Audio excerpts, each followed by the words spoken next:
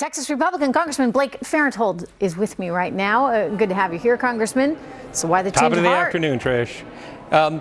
President Trump is really a great persuader, but the fact of the matter is every Republican ran on repealing Obamacare, and if you get down to the bottom line, it's the plan that the president supports that's eventually going to be signed into law. We as conservatives need to work to make the bill better. We did that today with the president, and we're going to keep doing it until it's eventually signed into law. We get another bite at the apple at the Senate, and we're going to keep going.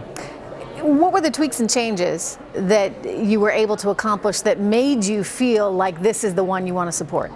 Well, there are two things that move me over. One is we're giving more power to the states. We're block granting them money, giving them the opportunity to innovate and giving them the opportunity to require able-bodied childless adults to work. That's something we've always believed in as conservatives, that our system is there to give you a hand up, not a hand out. And the other piece of it is, this is Donald Trump's plan. He ran on repealing Obamacare. This is something he said he was 1,000% behind. And if we're going to get it done, we're going to need the president's help. And if this is how he's going to do it, more power to him. See, Congressman, this is interesting. I think that you may see an increasing number of lawmakers following your thought process here. In other words, the alternative is not an alternative that you or your constituents are going to like, in that you'd be a continuation of Obamacare. So at some point it becomes a choice between what the president wants and what he was elected to do and the old way, right?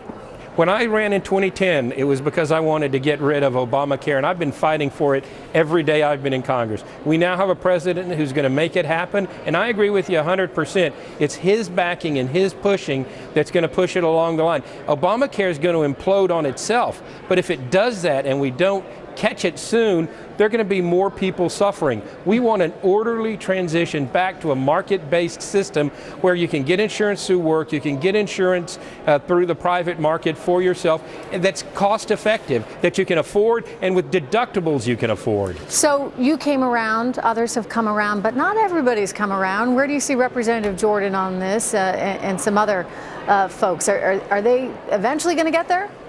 I think the president's going to work with them. The folks, listen, everybody's holding out to get a better bill, but at some time you're going to have to come around and say, I'm going to vote for something rather than nothing. And you promised as a Republican, and I promised as a Republican, that we're going to repeal this thing. And this is the vehicle to do it. You can get on it now, or you can get on it next week. It's good to have you here, Representative. Appreciate you. Great talking to you, Trish.